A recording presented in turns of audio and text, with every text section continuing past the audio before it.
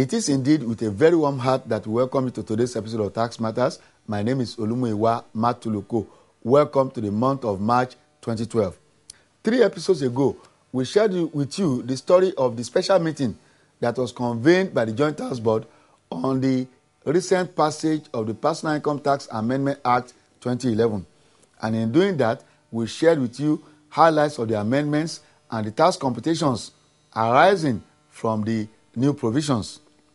We also, in that episode, started an interview that we had with the chairman of the Joint Tax Board, who is also the executive chairman of the FIRS, the Federal Revenue Service, on the Personal Income Tax Amendment Act 2011.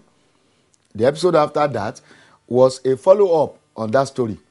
And in telling that story, we also informed you that yet another meeting was held between the 7th and the 8th of February on putting together a set of rules and regulations that will guide the implementation of the Taxpayer Identification Number Scheme, TIN. Of course, in that episode, we shared with you more computations, more tax computations. How do you calculate the taxes that you are liable to pay on your personal income on a monthly or on a yearly basis? Now, in recent days, the news channels have been abuzz with activities on the Personal Income Tax Amendment Act. And we were very happy that before you heard anything from them, before you saw anything from them, you had seen and heard those things on Tax Matters for 3 episodes running now. But what did they base their stories on? They based those stories on 2 press conferences that were held, one in Abuja on Monday, the 27th of February, and another one the following day in Lagos on Tuesday, the 28th of February. And both press conferences were addressed by the executive chairman of the FIRS, chairman of the Joint Tax Board, ably supported by other members of the Joint Tax Board. On this episode, we will be telling you the story of the 2 press conferences, but be reminded once again that whatever you have seen or heard, you have seen and heard on Tax Matters. Welcome to Tax Matters. The recent flurry of activities began with the signing into law of the Personal Income Tax Amendment Act 2011 by President Goodluck Jonathan, a move that is set to revolutionize personal income tax administration in Nigeria. On Monday, the 27th of February 2012, the Joint Tax Board organized a press conference in Abuja to share with the larger public through the media the highlights and implications of the Amendment Act. The following day, Tuesday, February 28th, another press conference was held, this time in Lagos. Both press conferences were addressed by the chairman of the Joint Tax Board, Mrs. Ifeko Mogui Okauru. I'm delighted indeed to welcome you all to this press conference called to formally brief you on the Personal Income Tax Amendment Act 2011, which was passed by the National Assembly and signed into law by His Excellency, Mr. President, last year. This is one law that affects every single individual. And I'm pleased to be here with some of the members of the Joint Tax Board because, again, as a law, this is one of the, if not the only law, that is jointly implemented by both the federal and the state tax authorities.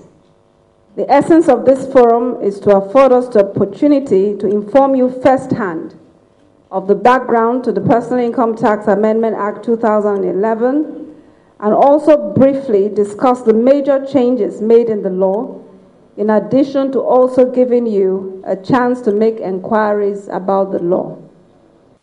Coming down to specifics, that is the subject matter of the press conference, the Personal Income Tax Amendment Act 2011, the chairman of the Joint Tax Board had this to say. The signing of this bill into law was hinged on one reason, and one reason that is paramount. And I think it's a reason that we really, really need to understand. And that is the fact that this was clearly one effort of government to give back to the low-income and middle-income earners. For the first time, you have government saying, let us reduce your tax. And that has not happened for a very long time, if at all. So no longer do we have a children allowance of $2,500 per annum, subject to a maximum of 4 children. In fact, that was making everybody say they now had 4 children. So hopefully now there's more honesty in the tax form. And I also remember women were particularly disadvantaged. So this is actually a law, again, putting women right on the same pedestrian as others. Because when you want to go and claim your children's relief, you are told by the tax authority, sorry, your husband or your spouse has already claimed the 4 children. This is not for women, it's only for men. So that discrimination is also no longer there. We've also replaced obsolete and unrealistic reliefs and allowances with enhanced and easy to compute reliefs and allowances. Still down to more specifics. So what are the provisions that have been introduced amongst others? One, like I've said, is a consolidated relief allowance of $200,000 plus 20% of gross income as deductible allowance from your income before computing tax on the balance. So no more of this children allowance dependent, just a straight relief allowance of $200,000 plus 20% of gross income as deductible allowance. We also have new income tax rates. I'll just read out what the old rate was and what the new table is now. Prior to the amendment, the way tax was computed was first of all to take your first 30,000 naira and tax it at 5%. Then the next 30,000 and tax it at another 10%. Then 50,000 and tax it at 15%. Then another 50,000. Now, can you see that even in the way the bands were layered, it's assuming that changes happen like on the 30,000 naira basis. So, in other words, the generality of the income earner, a movement of 30,000 was significant. And you know that that's not the case. But that is what we were implementing. And then above 160,000, 25%. So the effect of this old rate was basically to put, for the most part, your effective tax rate in the 20 to 25% band, effectively. And that has reduced drastically. So the new rates are first 300,000 at 7%. Next, 300,000 at 11%. Next, 500,000 at 15%, and so on. Next, 1.6 million at 21%, and then above 3.2 million at 24%. Now, implicit in these new rates is clearly one fact. Those that are earning low incomes, characterized by less, like minimum wage to 1 million, 1.5 million a year kind of figures. I mean, there's a particular threshold depending on whether that's the only money that you make and whether you have health insurance and so on. Your tax will go down if you were paying the correct tax. Of course, if you are not paying the correct tax, then we're not going to be comparing apples with apples. We'll be comparing apples with oranges. But for the low-income earner and so on, your tax will go down based on this computation. For the high-income earner, particularly those clearly in the over the 12 million naira band, you're actually paying higher taxes. And then in between is kind of more of the same. So you can see that there's a deliberate effort at addressing the concerns of the low and medium income earner. We've also introduced in the law a presumptive tax regime for the informal sector. Again, we are listening. This is the Joint Tax Board listening to particularly the salary earners saying, we are the only people you are taxing.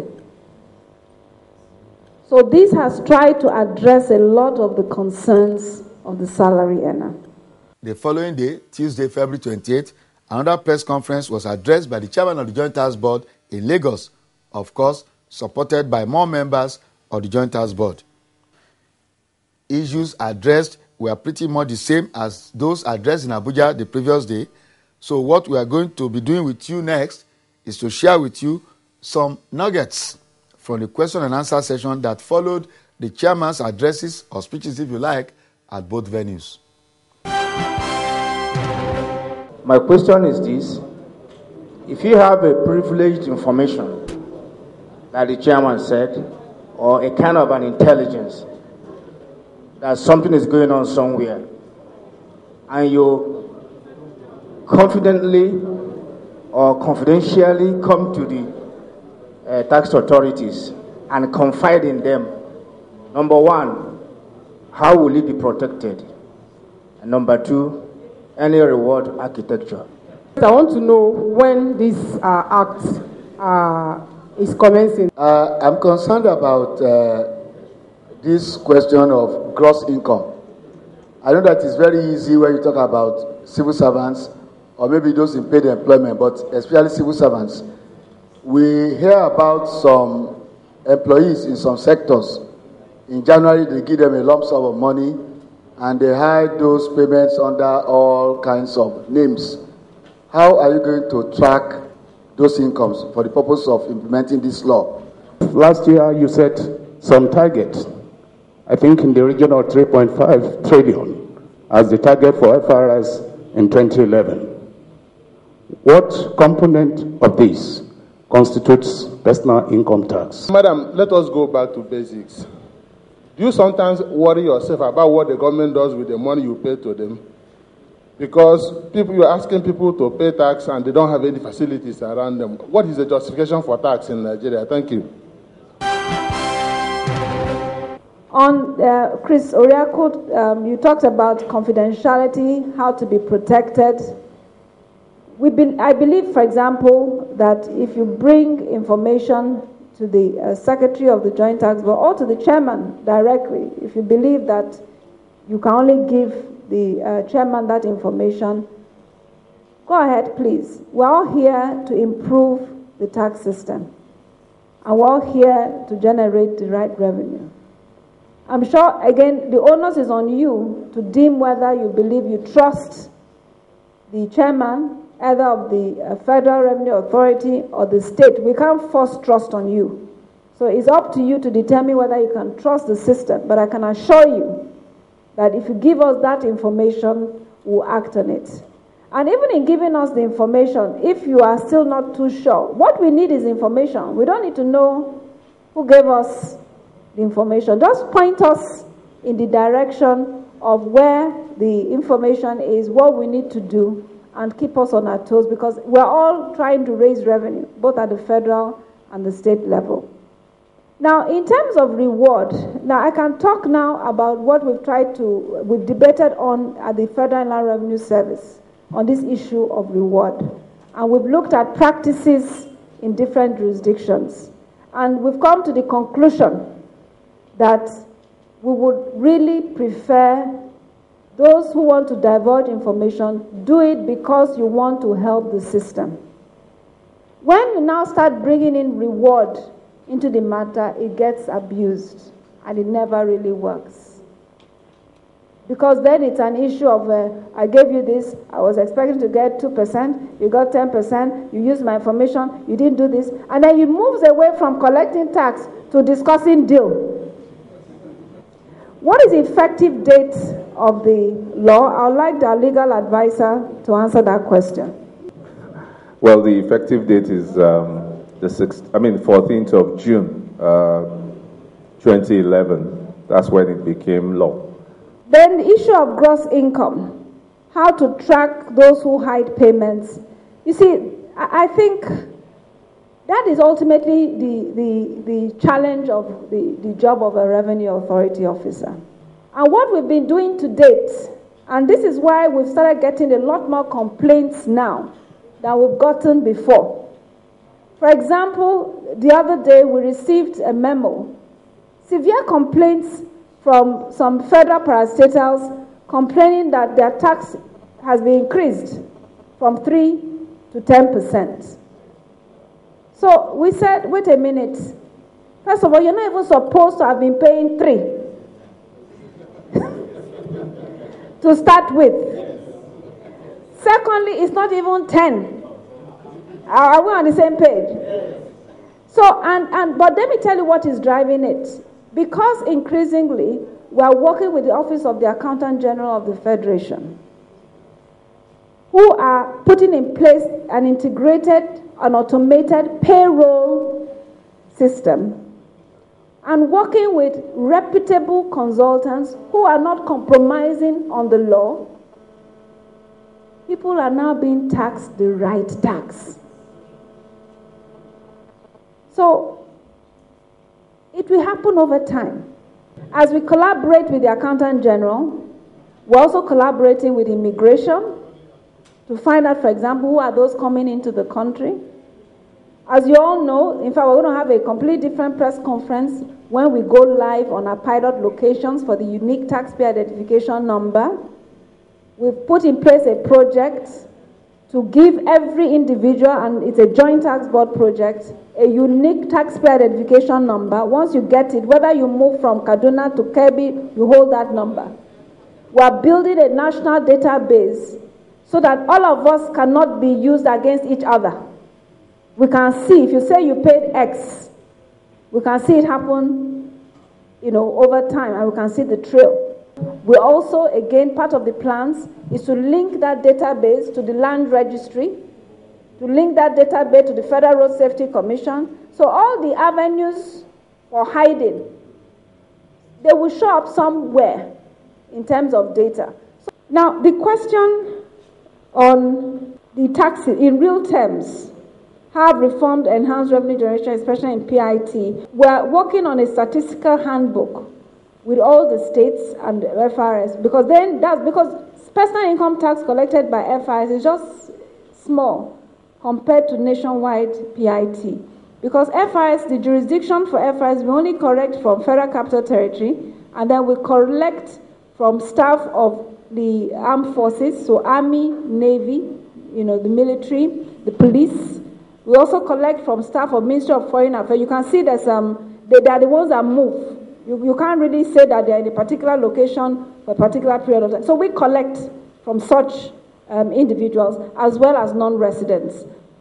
The states collect from those within their jurisdiction. So the bulk of personal income tax is actually collected from the states.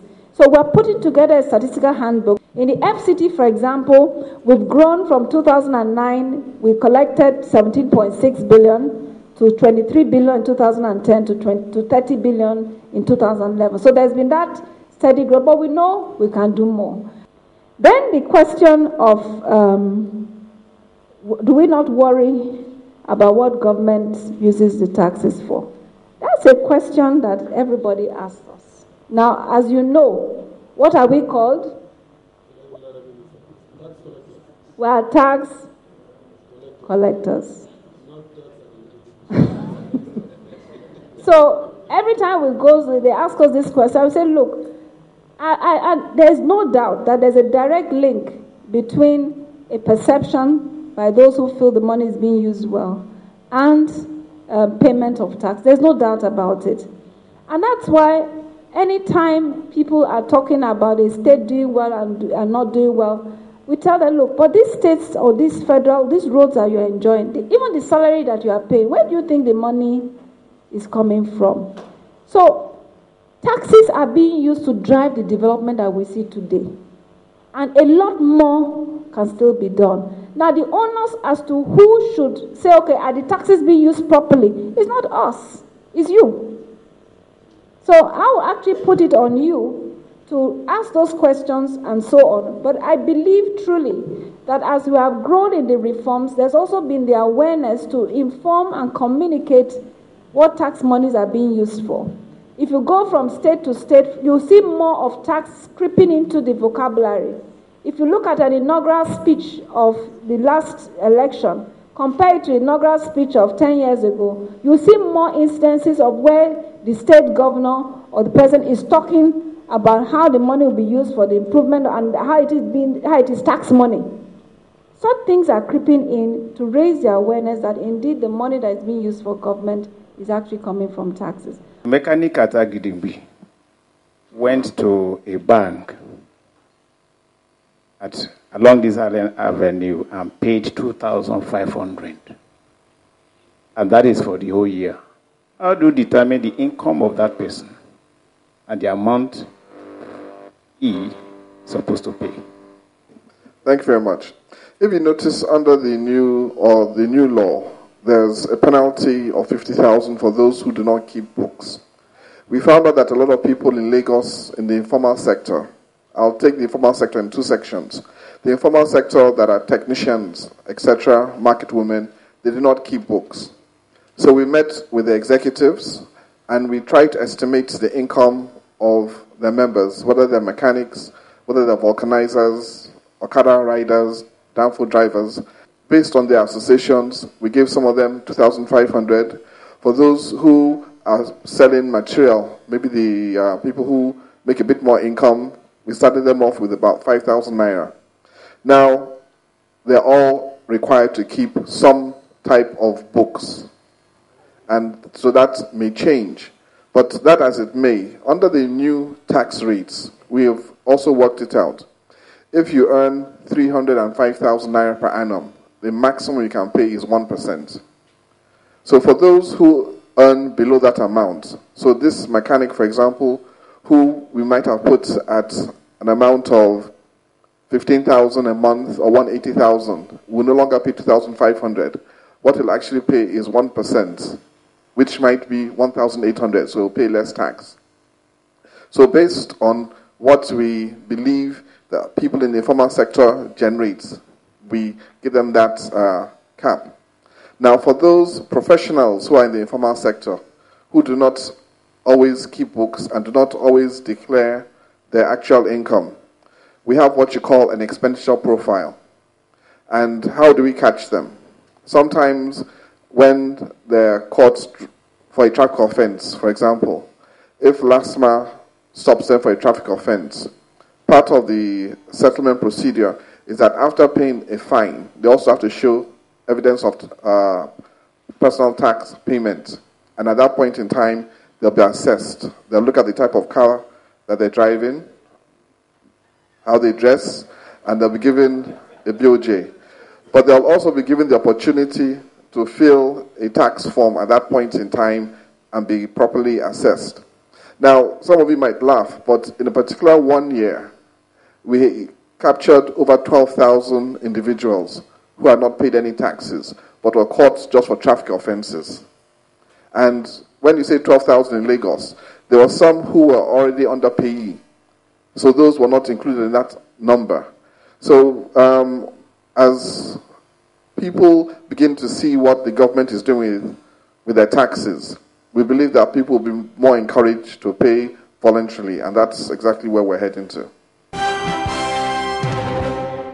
Welcome back. The chairman of the Joint Task Board, who also is the executive chairman of the Federal Inland Revenue Service, like you have seen, addressed the press in Abuja on Monday and in Lagos on Tuesday. On Tuesday, that press conference in Lagos was not her first assignment. Early in the morning, she was at the opening ceremony of the first international conference of the West African Union of Tax Institutes, hosted by the Chartered Institute of Taxation of Nigeria, where she stood in for the Federal Minister of Finance and the Coordinating Minister of the Economy, Dr. Mrs. Okonjo-Iweala, and later, in her own right, presented a paper in the afternoon. Such a hard-working woman, and we are sure that the passage of the Personal Income Tax Amendment Act is a well-deserved reward for her and her team, which is also why the previous Saturday, February 25, 2012, Mrs. Omogu Okaru was in Lagos to receive the Sun Newspaper Award for the topmost public servant for the year 2011.